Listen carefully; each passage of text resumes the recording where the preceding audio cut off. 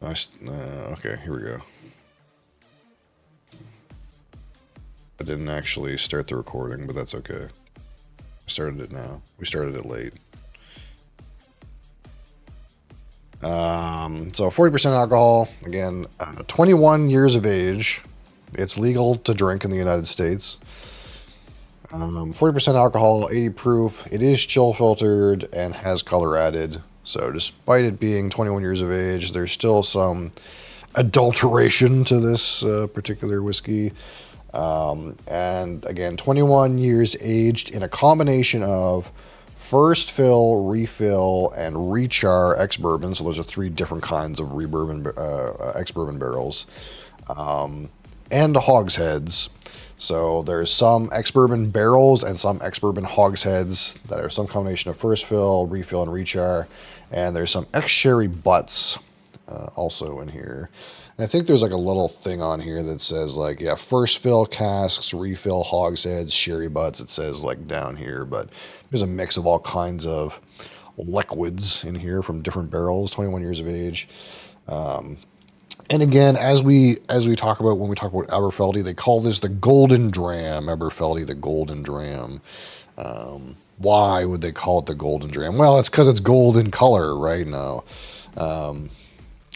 again, the water source that they use at Aberfeldy is called the Patilly Burn. The Patilly Burn, again, at one time was panned for gold. People will go to the Patilly Burn and pan for gold because there is an alluvial gold deposit in the water of the Patilly Burn, which is used to cut and as a water source for the distillery. So there is trace amounts of actual gold in Aberfeldy from the actual gold in the Patilly Burn. So without further ado, we'll crack this open, see how we feel, and probably what we'll also do, because we've been waiting to do this for a while.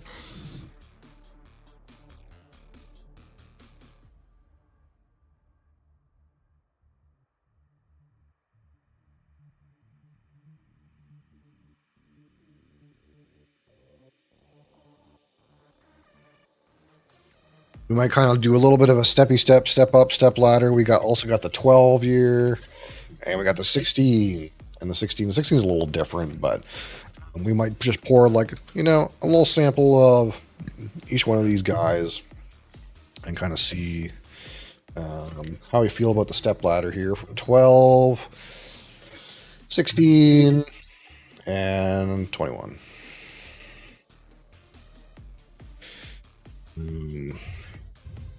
Awarded 24 gold medals. Wow. International Wine and Spirits Competition. I can't remember if that one is a real one or not. We don't tend to get too deep into competition medals when it comes to spirits because not very many of the competitions are without, let's say, gifts to the judges.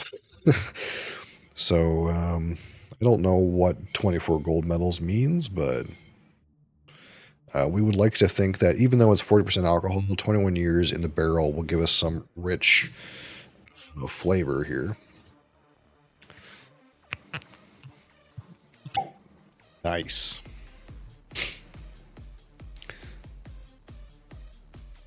I've literally smoked the first boss one shot. By the way, this Crassus guy lying. Game is too easy. The real question is, did he go get you pizza? Did that actually happen? Or is that fake news?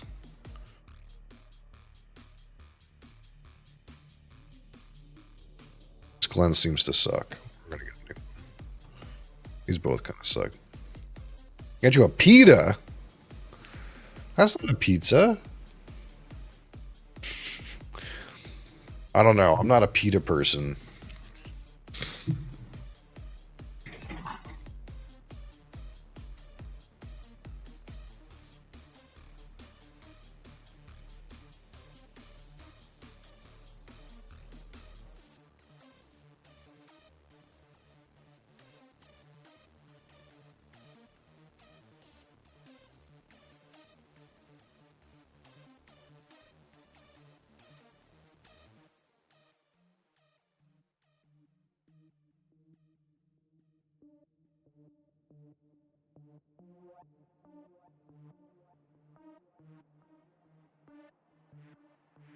Man, some of those glens seemed real fucking dirty, so we'll found some new ones.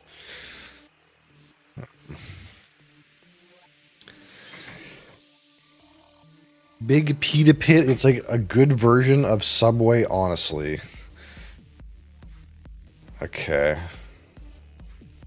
I mean, I don't know. Subway's not for me, I don't think. The only sub I like at Subway is like if you put double cheese on the pepperoni sub. That's like what I would get. Like pepperoni and or a pizza sub. Pizza sub, not a pepperoni sub. Subway got way too expensive. It's crazy. I'm like never there, so I don't know. This guy restarted to run as dodge the guy on the horse. I think I've been spoiled to dodge the guy on the horse. Is that what you just spoiled me? To dodge the guy on the horse?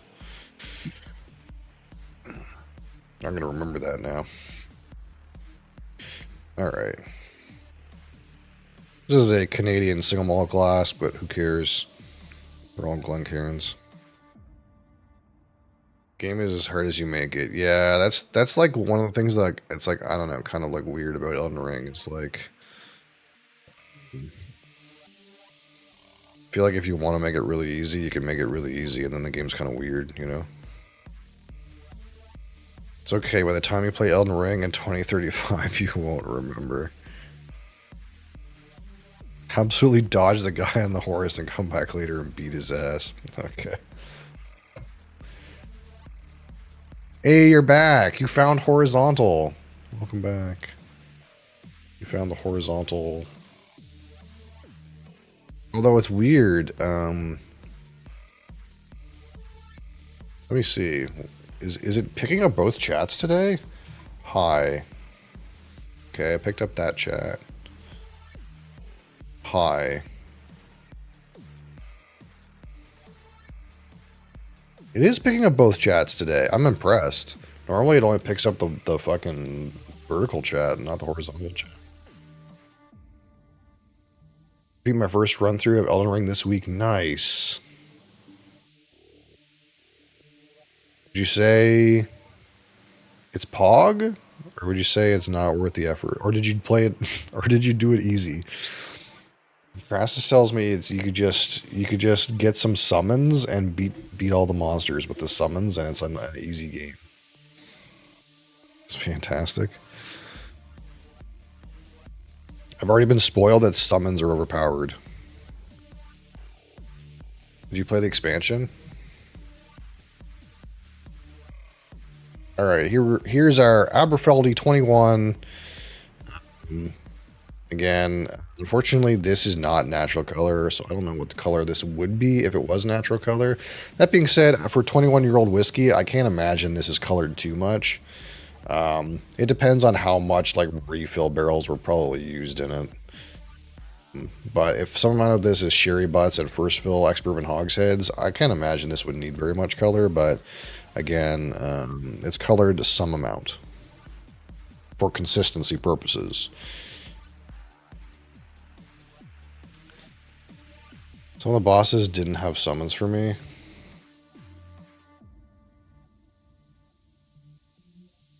You can be naked and with club the whole time? Yeah, but you can also be naked and club the whole time in Path of Exile.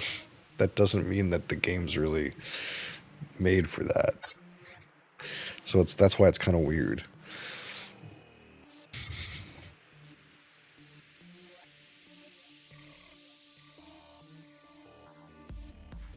One of those things where it's like, well, if you don't use all your advantages, then what are you doing? Are you gonna chill? You're chewing on that. Hey. Hey. I think the point is supposed to be like exploration, right? I guess, right? You're supposed to like explore shit.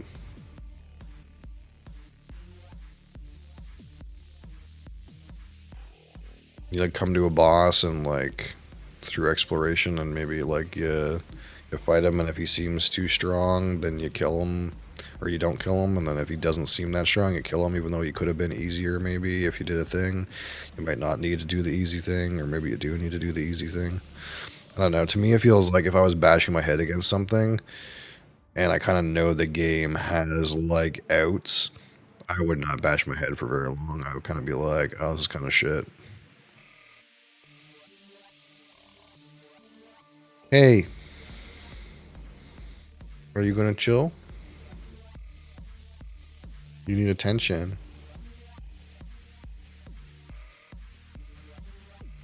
You need attention right now. We're just kind of letting this, again, we just opened this bottle, so we're gonna like give this a second to sort itself out. Maybe just get good. No get good. Easier. Make easier. Be bad. Look at this. Look at this girl. You just can't handle when you're not the star of the show. No, don't press that, please.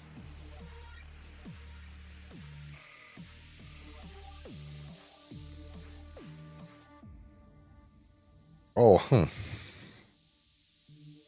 Pretty strong on that kind of like apple orchard thing right off the gate. Just like super like apple orchard, apple juice.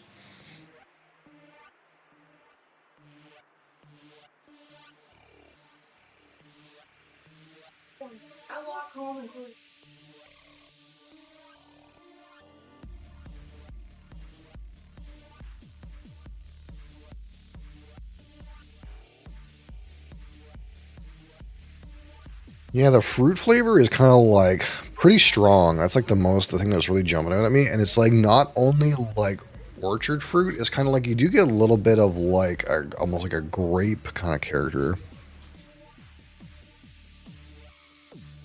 Almost like that sherry is presenting kind of whiny, but I think it's kind of more like there's a little bit of like red kind of fruit character out of that sherry butt, and that's kind of like intermingling with some strong orchard fruit flavors, and it's kind of like making that kind of come out like a little fresher.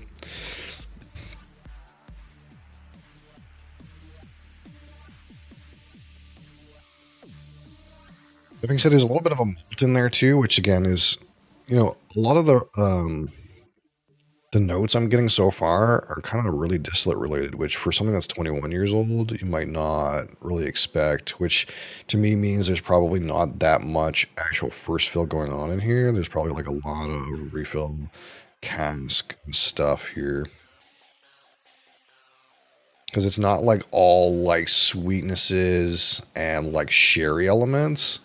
You're getting quite a bit of like distillate fruitiness and maltiness in here. A little bit of citrus note there. Again, very fresh, very like summertime.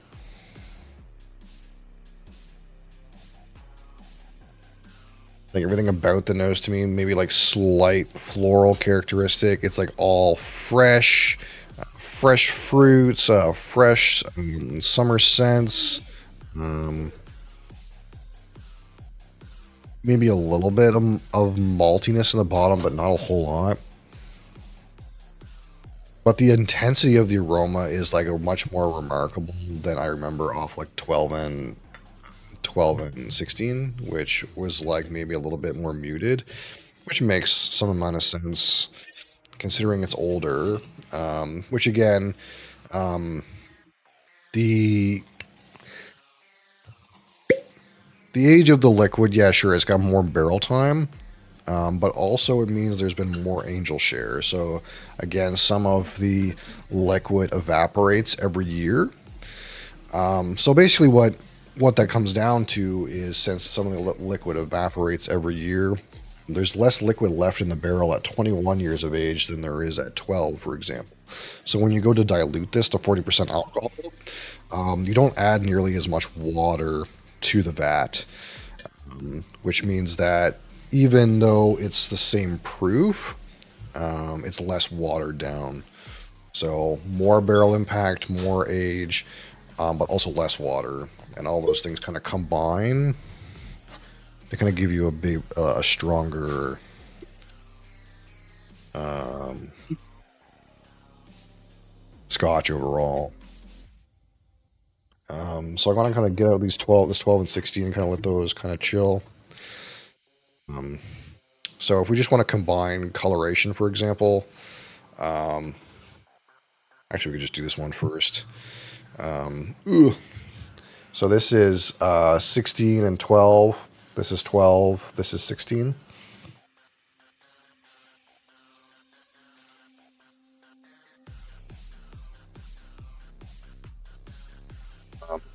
And this is 12 and 21. 12, 21. And then this is 21 again, up beside 16. So the 16 is still a little bit darker.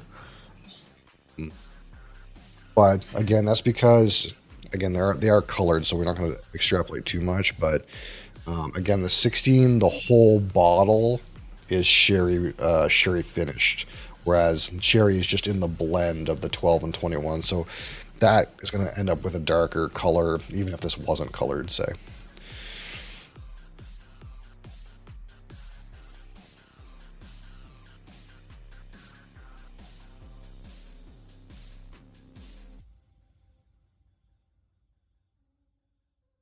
So we're going to let these kind of chill for a minute. You naughty girl. As soon as there's some plastic, you know it's there.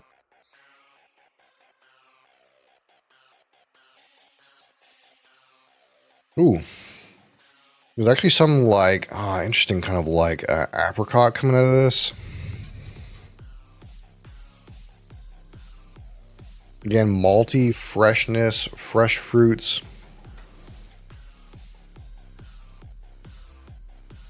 It's all the freshness. So Aberfeldy, 21-year-old Highland single Scotch whiskey on the palate. Sludgeva.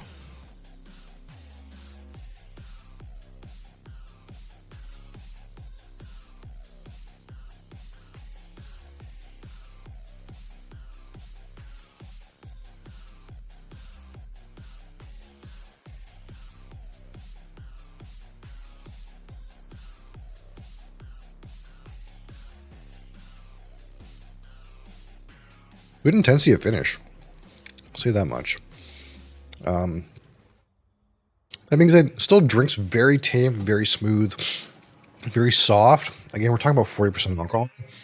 Even though it's 21 years old, it is pretty soft on the palate. That being said, the intensity of flavor. Hold on.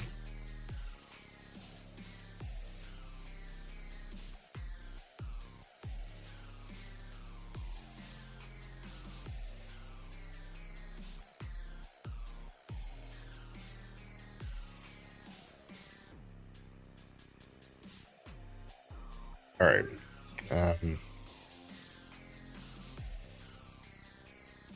That being said, the flavors, like I was kind of expecting the flavor on the palate to be like all that fresh fruit, kind of fresh citrus apricot thing. And it is kind of a little bit citrusy, but mostly actually malty. You know, it's kind of interesting because it's very soft and very smooth in the same way that again the 16 and 12 are, but it's almost like you kind of come into it and expect that kind of like slightly diluted, slightly watery lack of flavor, but it actually hits with flavor a little bit stronger than you expect for this dilution. And again, I think that's just it is a much older whiskey. So it's kind of like you have that combination of like the like smooth, approachable, of the like 80 proof, with a larger flavor impact from the age, but still overall like it's not like super duper complex for me, at least on the palate.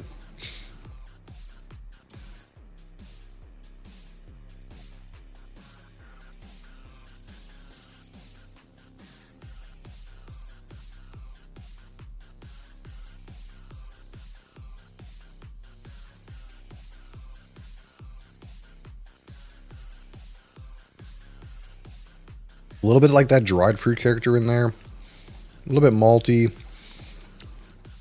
A little bit citrus. The palate for the most part is like still like more tame than I would want. I think it's like slightly, way too approachable, way too tame. That being said, something that we kind of like correlate a little bit with like length of finish and robustness of finish is age. And actually, after the liquid leaves your mouth and you're into the finish, there's some kind of loud, very intense flavors that happen at that point. More like spiky spices. There's some barrel elements in there that like kind of dried fruit element is in there. It's actually a fairly long finish too. I would probably call it like long minus, maybe even just long. So that's kind of the bit that's a little bit surprising. Is despite the fact that it's very tame on the palate, I think that age is definitely giving it some legs, like on the back end. It's kind of like you would definitely approach this whiskey kind of like the finish is where it's at, I think. Which to some extent is a little bit disappointing. You kind of would think that something that makes it to 21 years would be like pretty good all around, but the palate, at least for me, is not hitting that well. It seems pretty elementary.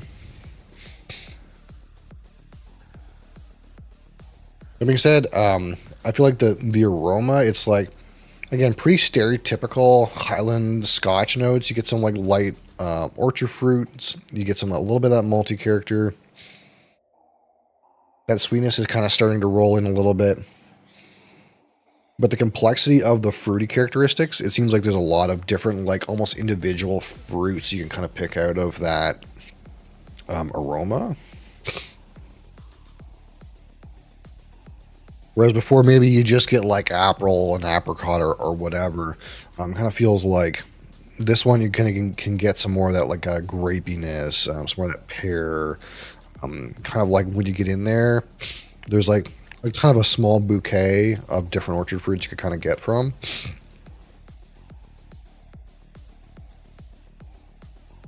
There's a little bit of perfuminess, but not a whole lot. Again, it's like it could just use a little bit more oomph.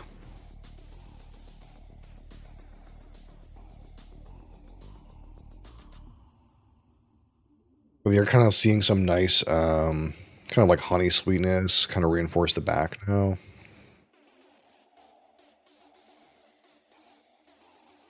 All right, so again, we have here our 12 and 16 year.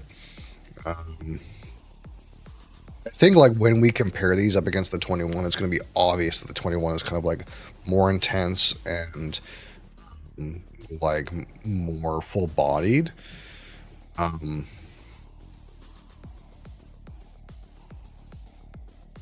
well, that's interesting. Okay, so and obviously there's a little bit of differences in casking with these two, so we're gonna get some actual straight differences, which it was obvious as soon as I put my nose in this 12-year-old. This one is so much more malty, so much more bready. Like the youthfulness of it has kind of like pumped up some of those like malty notes. It's like almost a little bit spicy too. It's like spicy and bready, and those like fruity characteristics are not there. Let me go back to the 21. Again, that kind of honey sweetness is coming up through the bottom. Again, still very fresh, a lot of fresh fruit. A little bit of perfuminess, and then into the 12, and it's just almost yeasty. Just malts and breads are what's left here. Now, if we compare these to the 16, which again, this one is the most sherried of the three.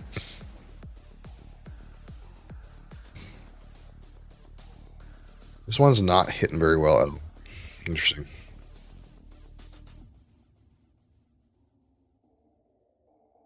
Yeah, they're good. There it goes. Yeah, you kind of get like some of that little bit of that dried fruit, that like that raisins, dates. That's what stands out on this glass. And again, this one is the most sherried of the two. So again, this one is a refill, rechar, ex bourbon, and ex sherry.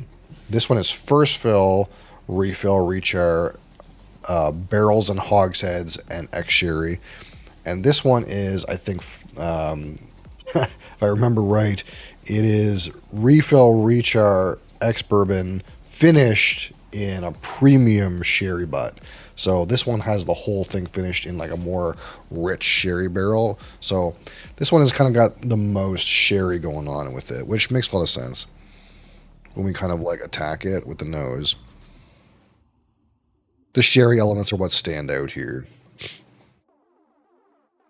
And by comparison, what's going on in the 21-year-old glass is like just higher intensity overall between them, despite the fact that I've had plenty of whiskeys that are more intense than this 21. When we compare the 21 to the 16 and the 12, same distillery, same proof, it's clear that the 21 is a more full-bodied, more rich whiskey. It just might not stand up to one that like maybe is a higher proof. But again, I think to some extent we're like trying to give as much flavor as we can while prioritizing the same amount of like smoothness. So easy to drink, especially after 21 years. Fully tempered here. So we're gonna try this 12 year.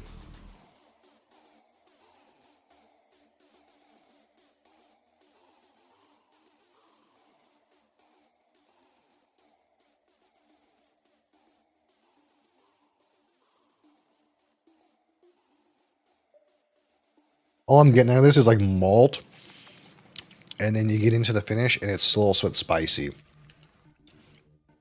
Maybe some barrel in there. And so what clearly sticking out to me, the younger one, most malty, which you can kind of predict that.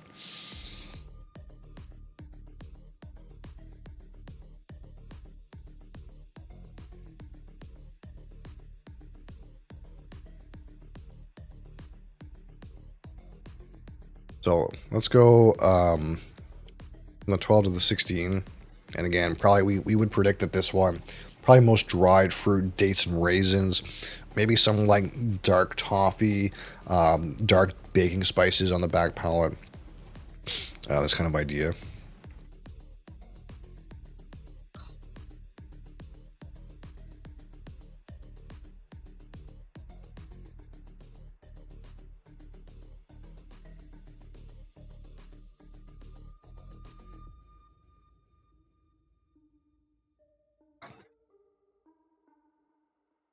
Kind of similar in like intensity on the palate, but this one again, the flavor I'm getting here is more like raisin than it is like malts.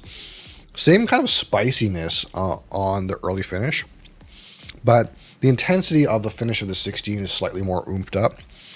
And again, there's a little bit more sweetness to the 16 than there is to the 12.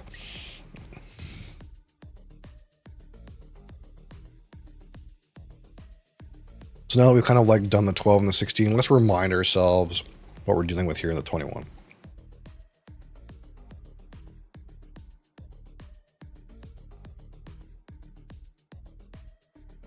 And between these three in the aroma, still for me, the 21 feels like the most fresh fruit.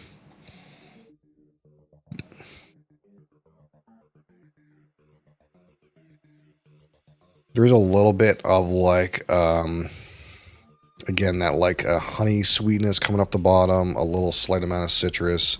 The overall like intensity of the aroma is better.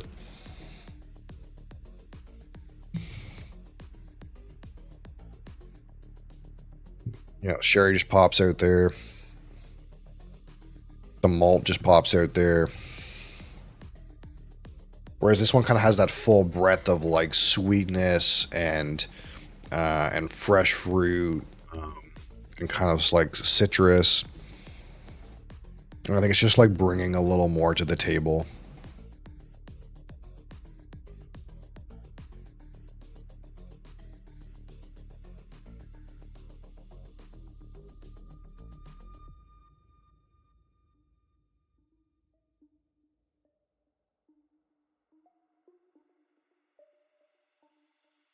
Similar kind of spicy spike to the finish, but there's a little bit more there. There's a little bit more kind of like spicy spike, some malts, some more kind of like that woody aspect.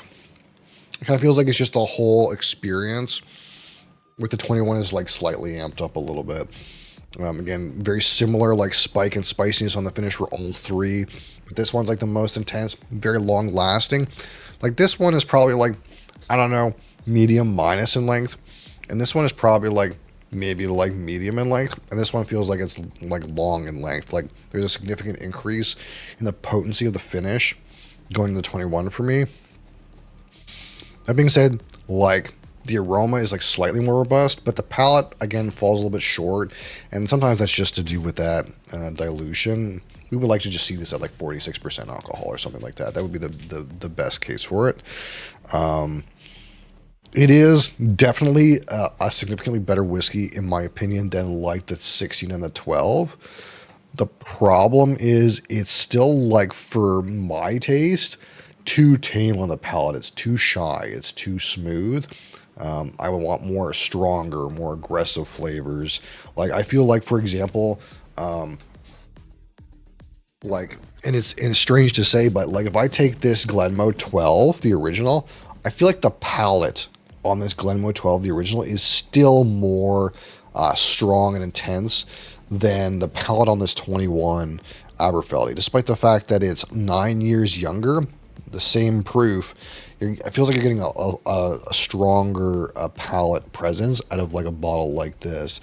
So overall, I don't know if it's because it's like the vatting is very large or what the deal is, but this still again drinks shy for me. Like I would prefer, 46% alcohol, or I would prefer even like give me a lower age statement at cask strength. That would still be like a better bottle for my personal taste. So despite the fact that like, yeah, we're hitting a higher age statement and you pay more for a higher age statement, again, like I think the when we talk about like the scale of price, if we go to this one it's like maybe 50% more expensive, but if we go from this one to this one, it's like 3 times expensive at regular price. So there's no world to me that you're paying 3 times more for the 21 than you are for the 16. That's like crazy to me, in terms of like kind of what you're getting out of this bottle. It's definitely smooth, more intense. It's a better whiskey, but it's not worth the price jump. You want something, for me, my personal taste, like I said, more oomph, more a higher proof, stronger, more challenging. For me would be better, but again, if you're looking to keep that kind of level of smoothness that you experience, like at 80% or 40% alcohol, but you want to start to keep ratcheting up that flavor, I guess there's a way you could do it, like by buying continually older age statements, but yeah, it's gonna be hard on your wallet. The value's not there, at least not in my opinion. So yeah, not bad.